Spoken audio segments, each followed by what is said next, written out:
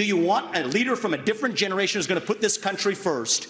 Or do you want Dick Cheney in 3-inch heels? They're 5-inch heels, and I don't wear them unless you can run in them. I wear heels. They're not for a fashion statement. They're for ammunition. Some fiery moments in the third GOP presidential debate in Miami, which proved very useful in showing where the candidates stand on foreign policy. Nikki Haley and Christie stood out in their support for both Israel and Ukraine. Vivek Ramaswamy showed himself to be a full-throated isolationist, while Ron DeSantis and Tim Scott were hedgers, especially on aiding Ukraine. 2024 is our final battle. Once again, frontrunner Donald Trump was a no-show as he tries to persuade everyone that the campaign is over before anyone's even voted. I'm standing in front of tens of thousands of people right now, and it's on television. That's a hell of a lot harder to do than a debate. Except it's not. People want to know where Mr. Trump stands on the various issues, and while his bravado excites his base, his lack of detail on issues such as the war in Ukraine won't bring in votes from the undecided majority. If I'm president, I will have that war settled in one day, 24 hours. The clear implication from Mr. Trump is that he'd do that by cutting off Ukraine and giving Vladimir Putin a large chunk of that country. Ukraine is not a paragon of democracy. Mr. Ramaswamy went even further than Mr. Trump.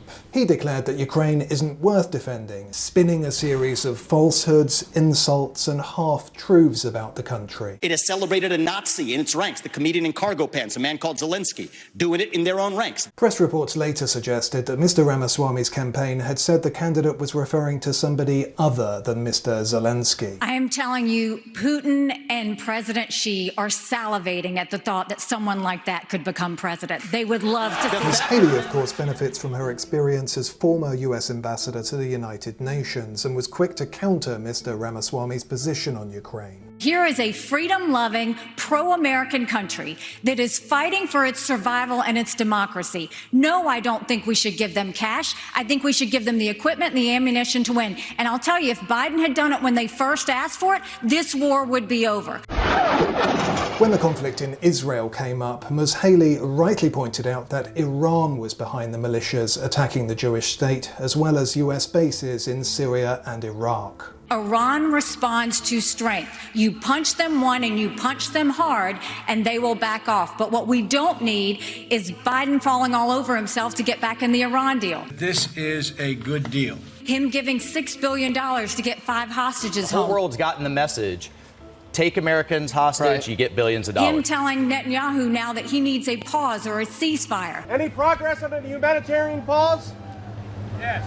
And you don't respond to an enemy and a terrorist with fear, you respond with strength. Ron DeSantis also had his moments, for example, on China. If China is able to be the world's leading superpower, that will affect you and your family in ways that are going to be very bad. They will export authoritarianism all around the world as the cost of doing business. They will impose things like social credit scores and internet monitoring. So this is, to this generation, what the Soviet Union was to the post-World War II generation. Mr. DeSantis said he already had a plan to build more ships. The Navy currently has around 290. We're going to get to 355 ships at the end of the first term, 385 ships at the end of the second term, but we're going to have a path to 600 ships over the next 20 years. But Mr. DeSantis continues to equivocate on aid to Ukraine in a way that pales compared to Ms. Haley's clear conviction. We need to bring this war to an end. We need the Europeans to step up and do their fair share.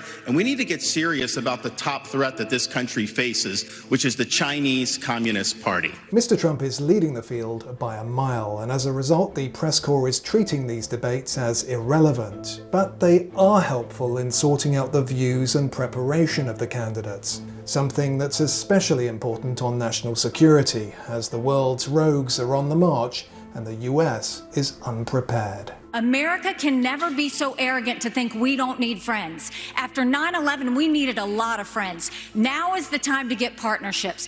This unholy alliance between Russia, Ukraine, and China is real. There is a reason the Taiwanese want us to support the Ukrainians. It's because they know that China's coming after them next. There is a reason Ukrainians want us to support Israelis, because they know that if Iran wins, Russia wins.